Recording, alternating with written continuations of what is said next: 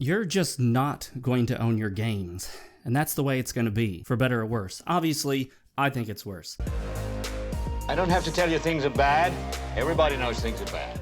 I'm Fox with RealMarcFoxx, or as some of my biggest fans like to call me, the Golden Lion. So, a certain executive at Ubisoft decided to give a little speech. He was discussing in the broader context the idea as games as a subscription service. And while his words taken into context aren't as bad as they first seemed, they are still pretty bad. You see, Ubisoft is not our friend. Ubisoft, just like Electronic Arts, wants to monetize the hell out of all of us. They want to turn us into cash cows instead of milk cows that produce milk when the udders are squeezed. They want to squeeze our udders and get endless streams of cash. So you're not just paying for the game. They want you to pay for the game, then be perpetually online where you may have to pay a subscription fee, and then on top of that, you have to pay for other stuff too if you really want to be competitive or if you want the full gaming experience. So hey, you want to play this racing game? That's great. Pay that one-time fee? Oh, it's not a one-time fee. You see, that's the fee to get in the door. Then there's a subscription fee to continue to play online. And then on top of that, you have to be online whether you like it or not. If you're not online, you can't play the game. And then on top of that, if you want some of the cooler cars or some of the cooler aesthetics or decals or whatever the heck it is, you gotta pay for that too.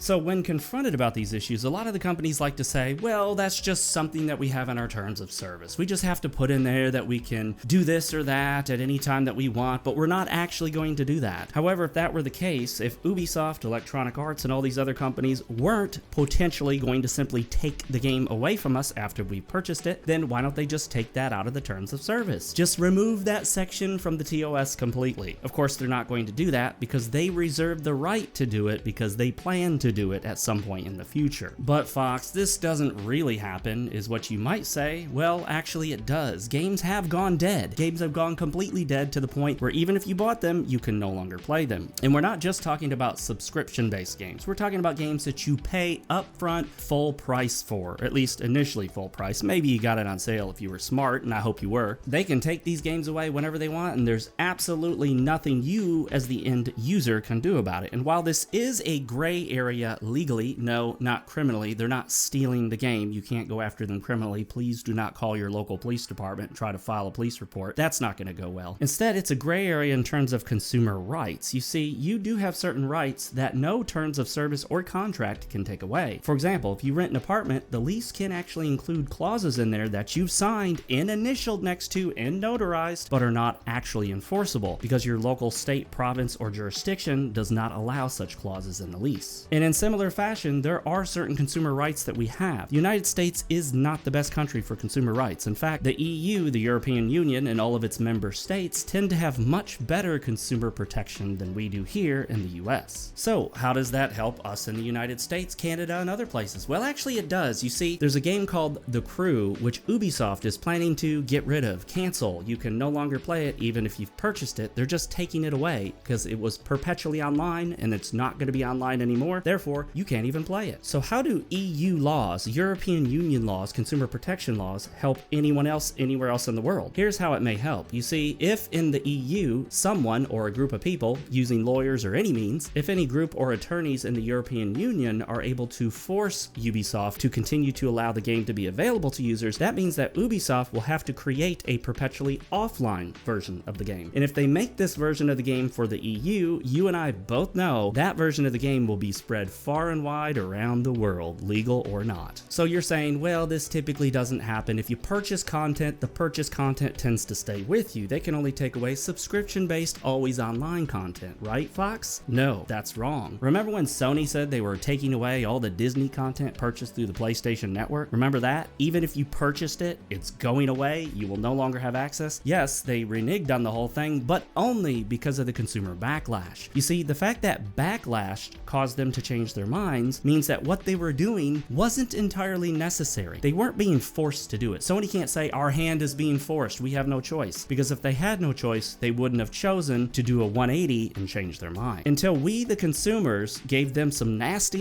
backlash, they were just gonna take it all away, and they didn't care that you pressed the buy button to buy it. But wait a minute, didn't I start this video out by saying that you're not gonna own anything? You're not gonna own games, and that's just the way it's gonna be? Yes, I did, because unfortunately, that's the direction we're going.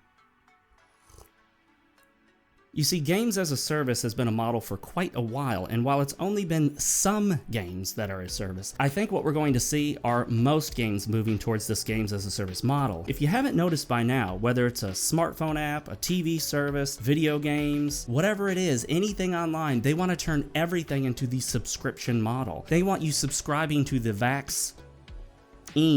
those redacted that you get for certain things. Oh no, they don't want you getting it just once. You need the booster every single year, maybe twice a year, maybe every 6 months. In fact, just get on the subscription plan. Subscribe now for $49.99 a year and get an unlimited supply of whatever you want, right? Whether it's Netflix, Amazon Prime, whether it's an app for your smartphone, including this camera app on my smartphone that I'm using right now to video this, everything wants to be a subscription, even if it absolutely doesn't need to. What need is there for a camera app on my smartphone to be subscription based? Why do I have to pay for the weekly or monthly or yearly fee? What's the purpose? Adobe Photoshop, why does that have to be a subscription plan? Everything is going subscription because that is the way to monetize people. You're not just getting a customer, you're getting a monetized cash cow. This cow will keep producing the milk, but in this case, it's money on a credit card, Google Pay, Apple Pay, or any of these other very convenient methods of paying. It's very convenient that money can just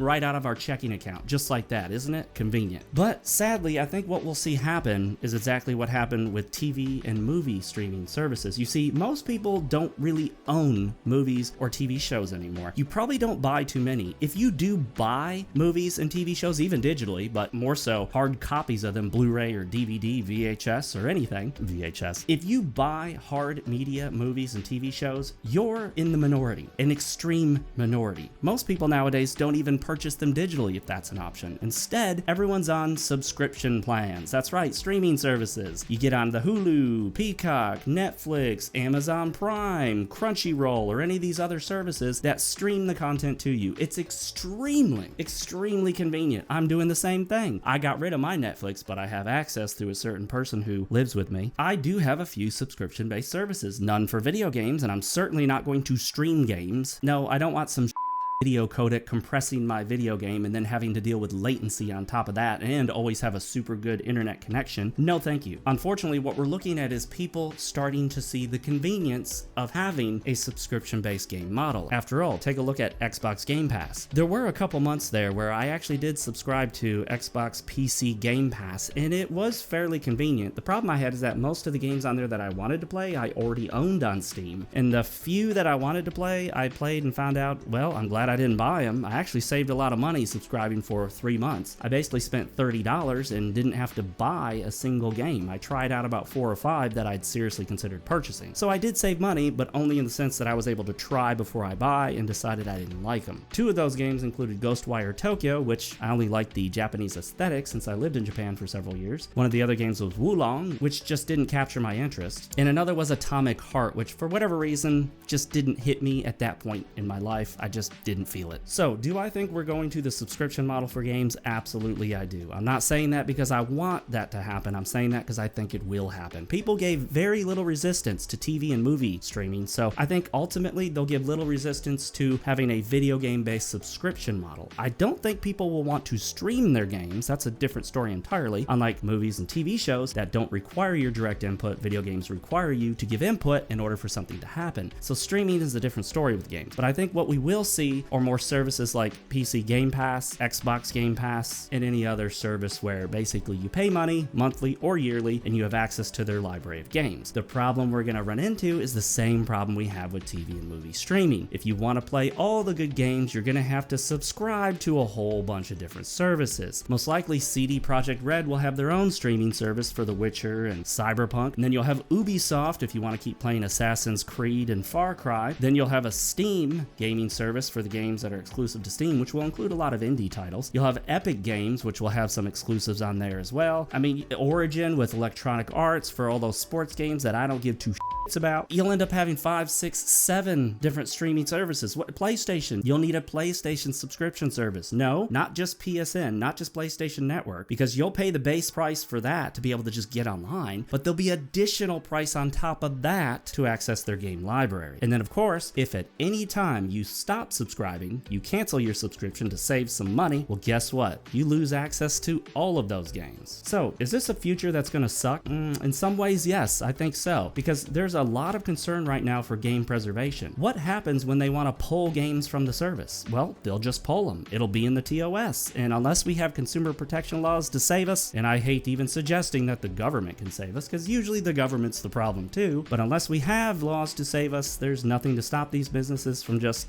taking them away. But what do you guys think? I really want to know. I appreciate each and every one of you that watches my videos. Please, ever so gently, as one of my followers has done, gently caress the like button. Don't smash it, don't spank it, don't hit it, don't slap it. That's not nice. Be nice to the like button, okay? Subscribe, hit the notification bell icon, check the link in the descriptions and all that jazz. And as always, I read every single comment that you leave on my videos. I am still a small-time YouTuber, so I can't help but notice every single comment that pops up there. And as always, my friends, for Fox's sake, stay fresh, cheese bags. Don't forget to grab your copy of New Tokyo, available on Amazon in Kindle, Kindle Unlimited, and paperback formats.